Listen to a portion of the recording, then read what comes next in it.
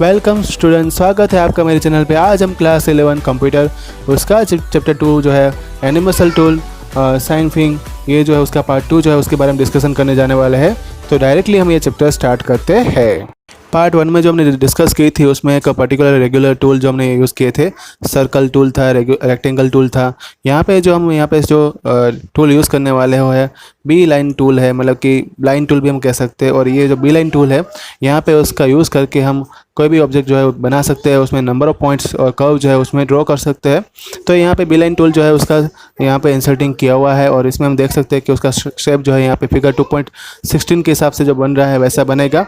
और इसको स्टॉप करने के लिए राइट क्लिक करके जो है लास्ट पॉइंट पे हम उसको ड्राइंग करने के बाद उसको स्टॉप कर सकते हैं और इसी तरीके से जो शेप बनेगा वो यहाँ पे दिखाई दे रहा है। नेक्स्ट उसमें आ रहा है ड्रॉ टूल। तो हमें इससे बहुत ही ज़्यादा फेमिलियर है और पेंसिल का जैसे हम इस्तेमाल करते हैं वैसे ये ड्रॉ टूल काम करता है। और यहाँ पे एक शेप बना के दिया हुआ है दिया जैसा, तो ऐसे हमें अलग अलग शेप जो है उससे बना सकते हैं और उसका लेयर प्रिपेयर कर सकते हैं। अगली स्लाइड में आ रहा है फिल टूल। तो फिल टूल की मदद से हम जो है ऑब्जेक्ट का कलर चेंज कर सकते हैं।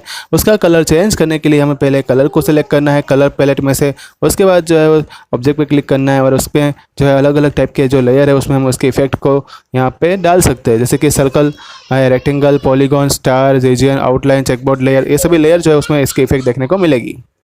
दूसरे टूल पे इसका कोई इफेक्ट देखने को नहीं मिलेगी और यहाँ पे विजुअल एरिया जो है उसमें ही वो पर्टिकुलर कलर जो है उसकी इफेक्ट देखने को मिलेगी, क्योंकि इसके लिए विजुअल एरिया होना ज़रूरी है। तो ही हम इसका जो है ग्रेडियंट का यूज़ कर पाएंगे और कलर को फिल कर पाएंगे। फिर अगली स्लाइड में आ रहा है यहाँ पे आई ड्रॉप टूल। तो आई ड्रॉप टूल जो हमें अलाउ करता है कि कोई भी कलर जो हम आई ड्रॉप टूल में से सिलेक्ट करते हैं उसको हम ऑब्जेक्ट में जो पर्टिकुलर वर्क एरिया है उसमें सेट करके डिफ़ॉल्ट फोरग्राउंड कलर में डाल सकते हैं। और ये कलर जो है वो अपना करंट पॉइंटिंग पे जो हम यूज़ कर रहे हैं वो कलर डिफ़ॉल्ट कलर की फॉर्म में सेट कर सकते हैं। नेक्स्ट स्लाइड में आ रहा है ग्रेडियंट टूल। तो ग्रेडियंट टूल का यूज़ करके हम स्मूथ ट्रांजिशन जो है वो क्रिएट कर सकते हैं, दो या दो से ज़्यादा कलर जो है उसके बीच में। यहाँ पे हमें ग्रेडियंट टूल को सिलेक्ट करना पड़ेगा, उसके बाद जो पैनल ऑप्शन अपने पास अवेलेबल होगा उसमें से हमें टूल जो है यहाँ पे दिया हुआ है अपने पास ग्रेडियंट टूल का ऑप्शन पैनल पूरा बताया हुआ है यहाँ पे डायरेक्ट फिगर में, फिगर 2.18 उसका नाम रखा हुआ है।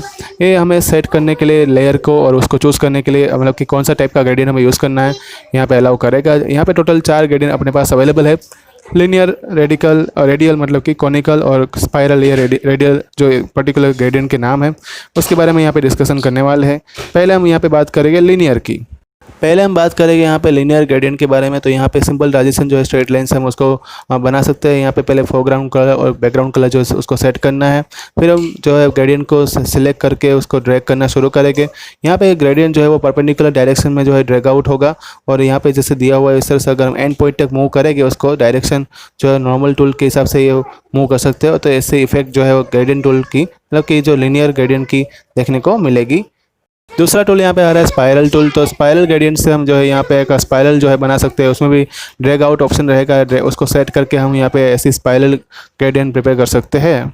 उसके लिए सबसे पहले हमें सेंटर जो है वहाँ पे एक डक जो है बनाना पड़ेगा और डक जैसे बन जाता है फिर उसको ड्रैग करके यहाँ पे स्पाइरल जो है ऐसे बना सकते हैं।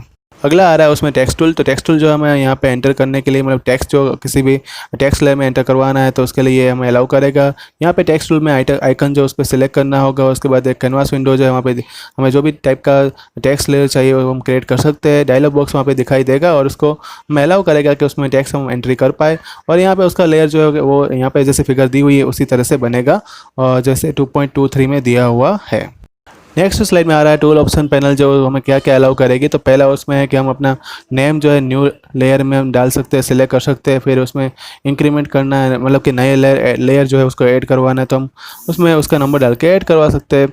फिर हम सिंगल या तो मल्टी लाइन एडिटर जो है उसमें टेक्स्ट को एंटर करवा सकते हैं। सिंगल लाइन अगर हम सिलेक्ट करते हैं तो उसमें सबमिट कर सकते हैं उसकी वैल्यू, और मल्टी लाइन एडिटर अगर हम उस पर क्लिक करेंगे तो यहाँ पे वैल्यू और ज़्यादा एंट्री कर पाएंगे। यहाँ पे हॉरिजॉन्टल और वर्टिकल साइज जो है टेक्स्ट की वो सिलेक्ट कर सकते हैं। ओरिएंटेशन है टेक्स्ट का वो यहाँ पे चेंज कर सकते हैं। डिफ़ॉल्ट ओरिएंटेशन जो है वो 0.5 मतलब कि 0.5 का जो है वो रहने वाला है वो, तो वो उसी के आसपास पहले वो अपने आप सेट हो जाएगा। और फॉन्ट फैमिली भी हम सिलेक्ट कर सकते हैं। जूम टूल जो है वो हमें ऑब्जेक्ट को अगर बहुत फार मतलब कोई दूर से देखना है या तो एकदम नज़दीक से अगर देखना है, जिस एरिया में हम वर्किंग कर रहे हैं वो वर्किंग एरिया को देखने के लिए जूम टूल का इस्तेमाल होता है। ये हमें यहाँ पे लिखा है कि zoom tool does not affect the output result, मतलब कि आउटपुट रिजल्ट को कोई अफेक्ट नहीं करेगा, जिसको हम जस्ट व्यू मतलब जो अपना ऑब्जेक्ट का देखने का जो तरीका है वो बदल सकते हैं, उसकी रेंज बढ़ा सकते हैं और कम कर सकते हैं। विथ टूल है तो नाम से पता चल रहा है कि अगर हमें जो लाइन की विथ है इंक्रीज डिक्रीज करनी तो उसके लिए ये टूल काम आएगा। और ये एक पेंसिल जो है उसकी लाइन थिकर करने के लिए, इरेजर की लाइन को थिनर करने के लिए भी काम आएगा। आउटलाइन का जो लेयर होता है उसकी विथ पर्टिकुलर बदलने के लिए भी ये जो है माउस से हम उसकी जो प्रेस करके और लेफ्ट माउस की बटन है मतलब जो रहता है उसको पकड़ के मतलब मूव करके जो है लाइन के आसपास उसकी जो विथ है हम बदल सकते हैं। और दूसरी बात कि यहाँ पे अगर विथ को डिक्रीज करना है तो कंट्रोल की का यूज़ करके कर्सर को मूव करके भी उसकी जो विथ है कम कर सकते हैं। ये टूल जो है हमें लाइन विथ को फाइन करने के लिए हेल्प करता है।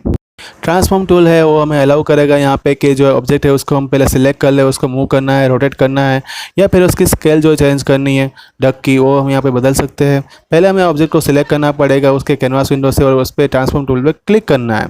अगर ऑब्जेक्ट जो है उसको हम सिलेक्ट नहीं कर पाते जो जिस तरह से हमें उसकी ज़रूरत है तो हमें यहाँ पर उसके लेयर को सिलेक्ट करके लेयर पैनल में से उसका डक जो है दिखाई देगा और उसको सिलेक्ट करके हम उसकी जो चेंज अकॉर्डिंग जो हमें करना है, जिस तरह से हमें रिक्वायरमेंट है वो चेंज हम कर सकते हैं। स्मूथ मूव टूल, ये जो टूल है हमें जो ट्रांसफॉर्म टूल है उसी तरह से वर्क करता है except the multiple duck select. इसमें ज़्यादा डक्स हम सेलेक्ट नहीं कर सकते, एक ही डक को सिलेक्ट कर पाएंगे।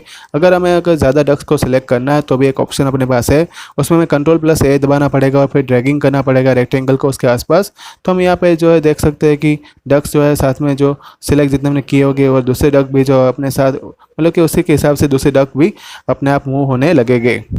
अगली स्लाइड में आ रहा है स्केल टूल। तो जैसे हमने स्मूथ मूव टूल को डिस्कस किया वैसे ही यहाँ पे जो है मल्टीपल डक्स को सिलेक्ट करना है और किसी एक को जो यहाँ पे डक्स है उसको सिलेक्ट करके दूसरे जो डक्स है अपने आप जो उसका स्केल है वो रिलेटिव रहेगा। जैसे उसमें सेंटर में जो है पर्टिकुलर ग्रुप जो हमने सिलेक्ट किया होगा वो रहेगा और उसका स्केलिंग हम चेंज कर सकते हैं। रोटेट टूल, तो इसी तरह से यहाँ पे जैसे ये स्केल टूल था वैसे ही पहले हम उसको सिलेक्ट करेंगे मल्टीपल डक्स को, फिर किसी एक को उसमें से ड्रैग करेंगे और जो बाकी जो डक्स है उसके आसपास रोटेट करने लगेंगे और उसमें जो ग्रुप जो हमने पहले सिलेक्ट किया हुआ था वो सेंटर में रहेगा। तो ये था यहाँ पे चैप्टर 2 स्टूडेंट्स। चैप्टर 3 जो है जल्दी आएगा, व्हाट्सएप पर आपको नोटिफाई किया जाएगा। अगर आपको कोई डाउट है तो मुझे यहाँ पे कमेंट बॉक्स में लिखकर बता सकते हैं। एजुकेशन के रिलेटेड वीडियो देखने के लिए मेरे चैनल को सब्सक्राइब करना मत भूलना और लाइक कर देना क्योंकि वीडियो बनाने में मेहनत लगती है। एक्सरसाइज सॉल्यूशन के लिए किसी स्टूडेंट का जो है कॉल आया था और यहाँ पे कमेंट्स भी किए गए थे, तो मैं बता देता हूँ कि जो एक्सरसाइज है वो आपको पेड वर्जन में या तो अगर मुझे ऐसा लगता है कि ये चीज़ जो है आपको बताने के लायक है तो मैं उसको अपने आप अपडेट कर दूँगा। तो उसके लिए कोई कमेंट करने की ज़रूरत नहीं है, बस मेरे वीडियो देखते रहना। Thank you all.